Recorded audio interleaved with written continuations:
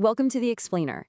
So let's talk about that voice inside your head. You know the one, that inner monologue that can be your biggest cheerleader or your harshest critic. Today, we're diving into how you can actually win that internal war, and we're using the incredible insights from author H. Norman Wright to guide us. All right, to really get this, let's meet two people. I bet you'll recognize a little of yourself in one of them. First, you've got Melanie. She's just full of sunshine. She gets stuck in a traffic jam. Oh, that's just some extra time to pray and relax. Then there's Rhonda. Her life is pretty great, honestly, but she spends all her time worrying about things that haven't happened. What if the dog gets out? What if my husband loses his job? Their mindsets, as you can imagine, completely change their lives, their health, everything. And here's why that difference is so huge. Every single day, we are processing an absolutely staggering number of thoughts. I mean, for an active mind, it can be over 45,000. Think of it like a constant stream of birds flying through your mind. Now, what if most of those birds were, well, vultures? Because for a lot of us, that inner voice, it is not our friend. It's more like a dangerous battlefield. Our own thoughts become these hidden enemies just waiting to ambush us. It's a war being fought entirely inside our own heads. So why does this internal battle matter so much? Well, it's not just about feelings getting hurt. This stuff has real physical effects on our bodies and our lives. Let's get into the science of what's actually happening in your brain. Have you ever had one single negative thought just completely tank your entire day? Well, there's a reason for that. It's all about something called thought chemistry. Every time you have a thought, any thought, your brain fires off chemicals. Those chemicals are what create the emotions you feel. It's a physical, biological process, not just some abstract idea. And you can see how it works, right? It's like a domino effect. It all starts with one little thought. That thought creates an electrical and chemical response. That response produces an emotion. That emotion then shapes your attitude. And boom, your attitude drives how you actually behave. It's a direct line from what you think to what you do. And the physical impact is, well, it's profound. Some research suggests that a mind-blowing 87% of illnesses can be traced right back to our thought life. Why? Well, think about it. Toxic, stressful thoughts flood your body with hormones like cortisol. Over time, that constant stress can lead to everything from high blood pressure and migraines to a totally wiped out immune system. So, okay, where are these toxic thoughts even coming from? They don't just pop up out of nowhere, right? No, they have a source. There's a deep well they're being drawn from. And here's the thing you've got to understand. Our thoughts are not random, not at all. They are learned responses. They're like these deep grooves carved into our minds, and they're being fed by something much, much deeper. And that something deeper is what we call core beliefs. You can think of it like a mental filing cabinet that you started building the day you were born. These are the absolute fundamental rules you believe about yourself, about other people, about how the world works. And they provide all the fuel for those automatic thoughts that just pop into your head.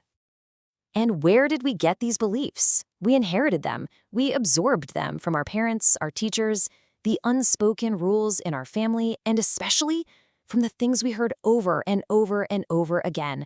Get this, by the time you turned 18, you might have heard the word no more than 100,000 times. Imagine how that kind of programming shapes what you think is possible for yourself. So all that programming, it creates this character in your mind, an inner judge. And this judge is presiding over the courtroom of your life 24/7. And it's constantly whispering these negative messages, building a case for your own guilt, always ready to tell you, you're gonna mess this up just like always. Okay, but here's the good news. This is the turning point. This is the part where we stop being a victim of all this internal noise and start taking charge. This is where we learn how to fight back. And maybe the most powerful idea in all of this is right here. It's a simple but game-changing shift. See, most of us feel responsible to our minds. A worried thought pops up and we feel like we just have to follow it down the rabbit hole. But the truth is, you can learn to be responsible for your mind. You can be the one who directs it. And where does this fight happen? It happens in your self-talk. It's as simple as that. The ongoing internal conversation you have with yourself all day long. That is the battleground.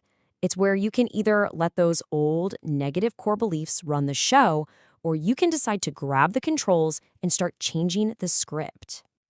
So, a really key tactic here is to start listening for what Wright calls torture words in your own thoughts. Words like should, must, or ought. You know, I should be a better parent. I must get this perfect. Can you feel it? Those words almost always drag guilt and hopelessness right in behind them. So, how do we actually do this, right? It's one thing to know what the problem is, but we need some tools. So, here are some really practical, powerful things you can start doing to change your mind. All right, so how do you actually fight back against these negative thoughts? The good news is you are not a passive victim here. There is a powerful, straightforward strategy you can use to challenge them and basically take away their power. This simple 3-step challenge is your secret weapon. Step 1, you just have to catch the thought. Become a thought spotter. Step 2, put on your detective hat. Question it. Is this thought actually 100% true? What's the evidence? And finally, step 3, you become the editor. You rewrite that thought into something that's more realistic, more balanced, and way more empowering. This whole technique is called reversing the engines. And just look at these examples.